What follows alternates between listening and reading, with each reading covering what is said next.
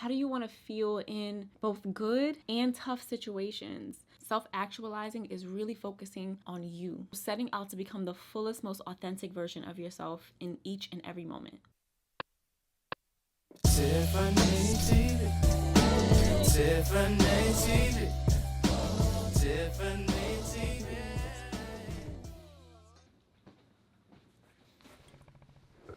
Hello. Today we are just drinking some good crisp water. I've been adding a little bit of pink Himalayan salt. It's supposed to help you hydrate a little bit more. It kind of makes it like a saline. Just a little bit. Not enough to make your water salty, but just a little bit. And some cucumbers. So we are refreshing and hydrating today. So as I try to start figuring out what I really want my brand to be based on and, writing out mission statements and really etching out what my brand is, I was looking for a word that embodies everything that I was going for. And at first I was looking at like self-mastery, but I don't know, something about that word just I didn't feel connected to it. So I kept looking and I came across self-actualization. So what is self-actualization? The realization or fulfillment of one's talents and potentialities, especially considered as a drive or need present in everyone. The way that I interpret that is reaching the highest level of yourself, setting out to become the fullest, most authentic version of yourself in each and every moment. Now, this is going to look different from everybody, and I always stress how important it is to not base your idea of success or happiness or fulfillment on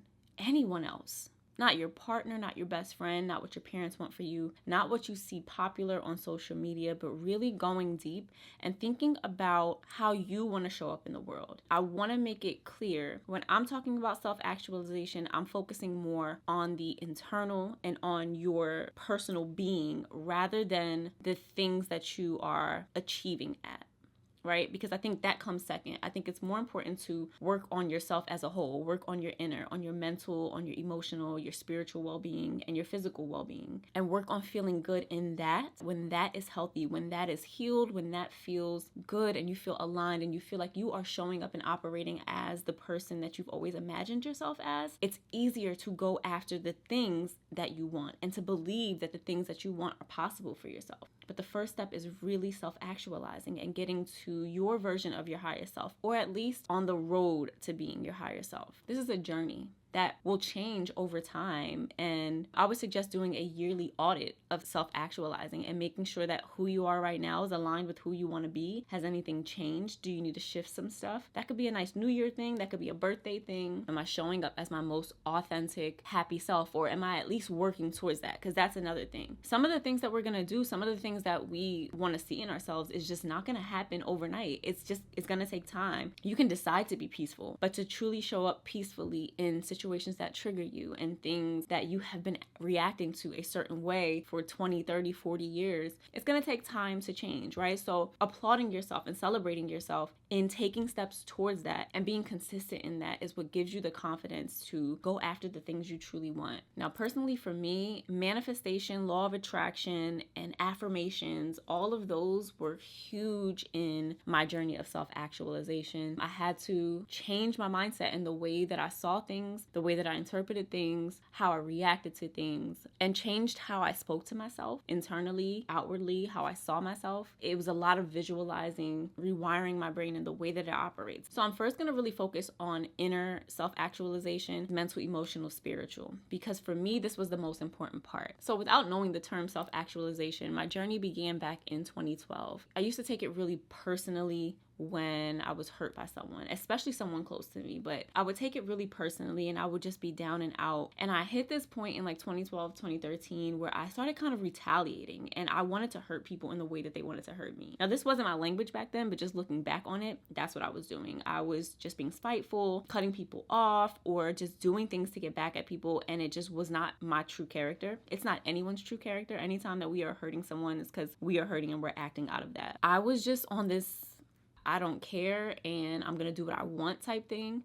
Slowly and surely it started to creep up on me. And I remember I would go to sleep feeling horrible. And then I remember a night of just breaking down and like crying. I didn't like the fact that I was reacting to people and turning into someone that I did not want to be. I remember that being my first real time of surrendering and just being like, God, I need you to take over here because I don't know what to do. I have no idea what to do and I need some help here. For some context, my immediate family, we were not super religious, but my godparents and my paternal grandparents are pastors in the church. So we went to church on special occasions. We said prayer at holidays and things like that. But I never had my own idea of a relationship with God. After this, after praying and just asking God to help me get on the right path, the things that started unfolding after that blew my mind because they were only things that could have happened because of this prayer I sent out. And it made me really curious. I really started looking into religion after that. I tried to start reading the Bible, just learning more about this spiritual relationship I had. Started attending different churches. I did this for, I want to say, about 2 years. I just felt very out of place. And I had all these questions. A lot of times I felt judged. And a lot of times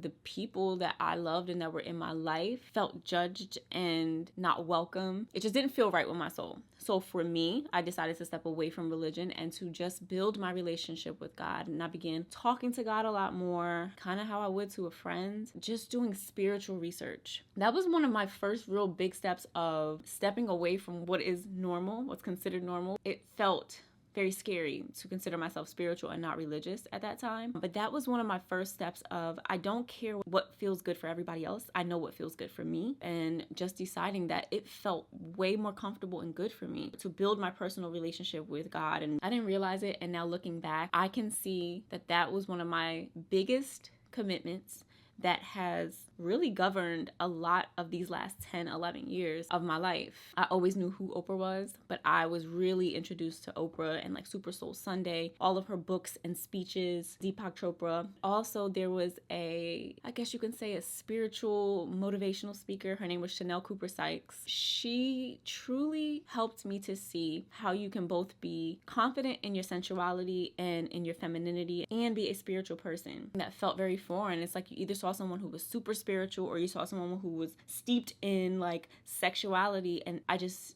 rarely seen them cross paths. And so to see that let me know that I can be all of the woman that I want to be. I can show up, I can be spicy, I can also be super deep and soulful, and I can be all of me. So she was a great example of that and helped me to hone in on that in myself. As I started to read these self-help books, it started to help me to manage my mind a little bit better and to not react so quickly to things. And that was my biggest goal. I wanted to be able to have control over my emotions, control over my reactions, control over my peace, no matter what's going on. And while that has definitely been a 10-year journey because the new challenges of being a mom has tested my patience and the ability to stay calm. And these last few years, I've really been working on emotions and not allowing my emotions to govern me. But to feel what I feel, to understand that all emotions are not going to be roses and they're not going to always be happy, but you can always return back to peace, that you can feel what you're feeling and still move powerfully. So those were the goals for myself. I wanted to be peaceful. I wanted to be in control of the way that I speak, the way that I show up in relationships, to gain more confidence and courage, go after the things that I wanted. Now, I can honestly say that in doing that, that has helped me love myself outside as well. Sometimes outer appearance can be seen as shallow, focusing on outer appearance or, things outside of yourself to find joy or peace or happiness. I believe they go hand in hand. Now, I do believe that inner peace and inner well-being and inner self-actualization is important and should come first. That confidence in yourself, that confidence in that self-trust, knowing how you're going to show up, knowing that you do the work. You do the work to understand and control your emotions and to show up in a way that you would like. There's a confidence and there's a beauty that is exuded that is beyond anything outside of you. But we are not just spiritual beings. We are also here having a human experience. And I truly believe that we are meant to have fun with that as well. Enjoy this physical life. Be excited about our surroundings, about our home, about the way that we look, about the way that we dress. Sometimes I meditate and it's not enough. Sometimes talking is not enough. Sometimes journaling is not enough. And on days like that, getting in the shower, cleansing myself, doing my hair, maybe a little bit of makeup, and putting on something that makes me feel good is the little bump that I need. I think it's important to embrace both parts, inside and out. Your fashion, the way that you present to the world, your hair, you, when you walk into a room, it's important that it expresses who you are and that you feel good about it. You feel confident about it and that it's saying what you want it to say. Now, the work that I've done on the inside and working on loving what I see on the outside, the confidence that it has given me has allowed me to move forward confidently with some of the things that I have been putting off for years. If you scroll back in my videos on YouTube, I've been doing this for 5 years. I have gone through so many changes. I started with like hair, and then I went into pregnancy and then motherhood and lifestyle. But I've always wanted to do these videos, and I've always been a little afraid. I didn't believe that I had enough to offer. I didn't believe that I could fully deliver the messages, and that still creeps up today. You know, there's still moments. But what gives me the confidence to keep moving forward is knowing that I'm doing the work on myself and understanding and affirming to myself that I am meant for this, being steeped in faith and in my spirituality, loving myself as a whole, and knowing that I'm doing that work on a regular basis is what gives me the confidence to keep going after the things that I love, even when it's scary, because it's scary.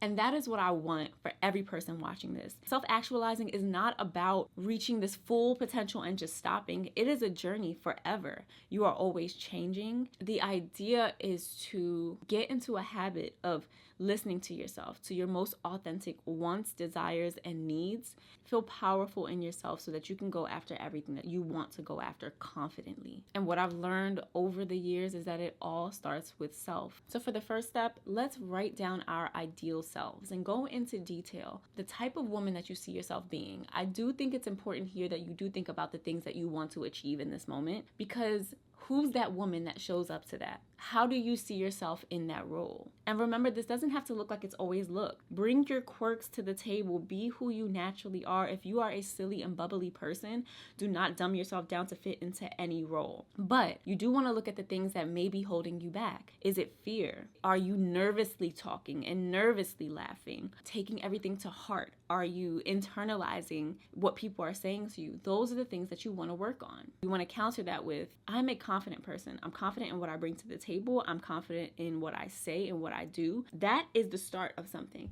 So now, this confident person, how do we get there? Let's start doing some work. Let's start looking into books about building self-confidence, maybe talking to a therapist, maybe getting a mentor. Now, confidence was a really big thing for me. And what it took was therapy, self-help books in helping me to show up and be who I am, pouring into that spiritual side and understanding that I was placed here with all these things that I need. I have everything that I need. I just have to peel away the things that I took on in these last few years, the things that then I told myself and I began to believe about myself, and being consistent in that work, constantly pouring into my mind. There was a time where I would get up every morning and listen to a motivational video on YouTube or a book or a podcast, a lot of Super Soul Sunday just to understand myself a little deeper. Just YouTube videos, I would search self-confidence, and it'd be these intense motivational videos by like Tony Robbins and compilations of everyone giving motivational speeches, but it worked and it was what I needed, especially on the mornings I woke up and I didn't want to. I felt like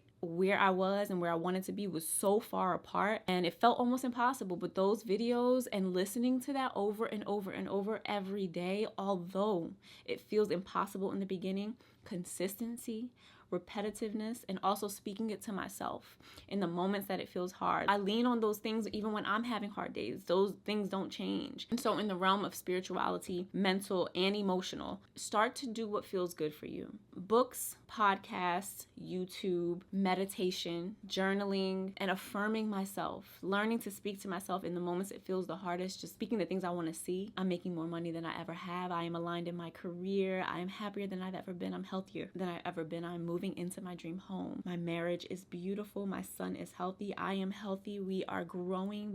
I will keep going with the affirmations until I start to feel the shift. You gain tools along the way that do not leave you. So when you hit those hard moments, because we're human and it happens, you have the tools. If you are consistent, these are the tools that you get to fall back on. The things that work for you, the things that feel good, that'll get you back into that space. And it'll get easier to get into that space the more that you do it, I promise. But it does take you being consistent and consistently feeding your mind and your heart and your spirit with the messages that you need to hear to get to that next level of yourself. Anxiety ran my life, and I keep saying that if I can break out of that, and if I can do the work and do the consistent work to get to the other side of that, you can too. But it is going to take work. It is going to take working through the tears and through the doubts. When you feel like an outcast, keep going.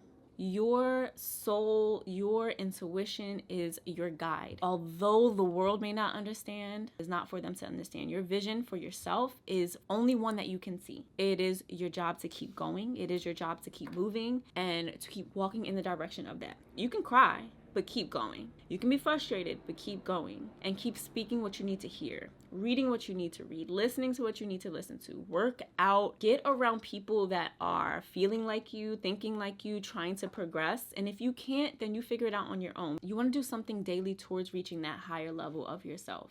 I meditate and then I journal, or I do my 5-minute journal. I play books while I'm in the shower, or while I'm making the bed, or while I'm making breakfast or cooking dinner. Finding a way to implement that daily. If you had a therapy session, finding a way to work on what you guys talked about on a daily basis. It doesn't have to be hours long. Sometimes I only meditate for 5 minutes and I feel the weight lifted. Try out different things. Figure out what you need in the day, but I would say be consistent. In the beginning, none of it is going to feel good.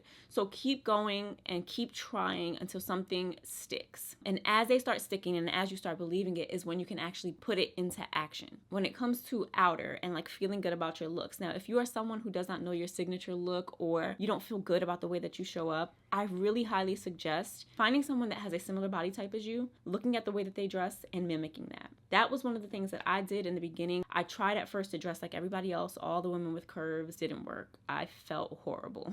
I have to love me as I am right now. For me, what that looked like was finding women that had my body type and that were killing it, that were confident, and I began to mimic the way that they dressed. And eventually I found my style. I found what worked for me. And now I tweak it to make it my own, and I feel really good. I've always been into fashion, but I didn't always know how to dress myself in a way that felt good for me. Now, if you are a person that feels amazing in your body no matter what you wear, please remain doing what you're doing. I love that for you.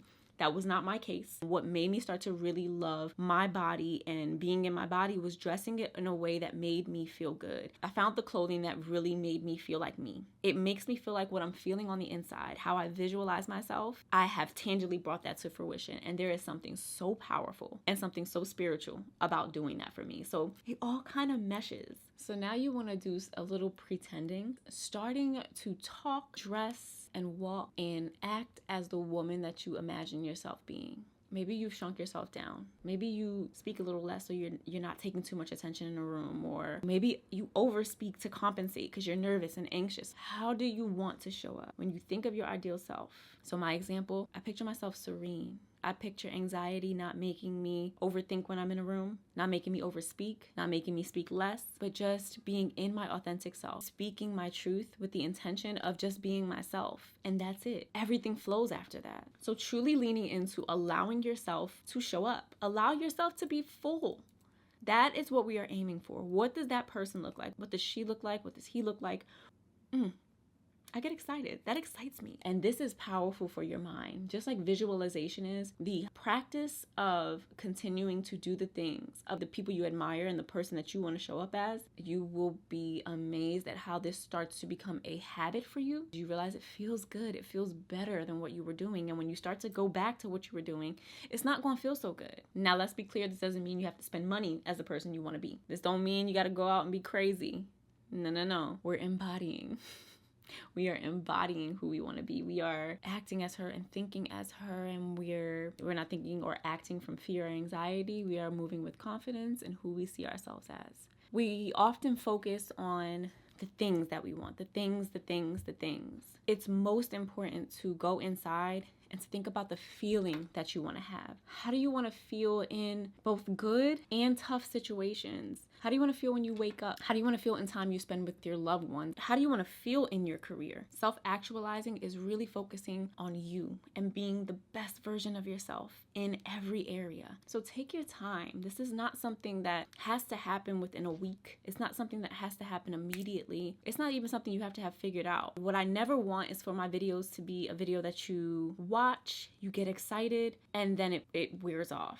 Come back to this video as many times as you need to listen, to remember what the goal is. Show up and be your most authentic self. Although I am working back up to making the money that I was making and having the audience that I had in my other categories, the peace that I feel in truly showing up as my most authentic self, doing the thing that makes my soul feel good, creating content that I am super, super proud of, and working on so many other areas of things that I've been wanting to do for years, that I've been talking about for years, and watching it come to fruition. I can't express how proud I am of myself for that. Everything else that comes with it is a blessing. Let's get really clear about who we want to be and take this seriously. And let's also have fun with this, because this is exciting. Getting past the blocks that we have put on ourselves, mental blocks, and the barriers and limitations that we put on. It always has to do with us, but a lot of times it's in relation to other people and what they think. And you have to realize that that is you. That is you not living in your truth and in your confidence to just be who you are. You were created to be uniquely you. Please be you. Please don't try to be anybody else. We need you.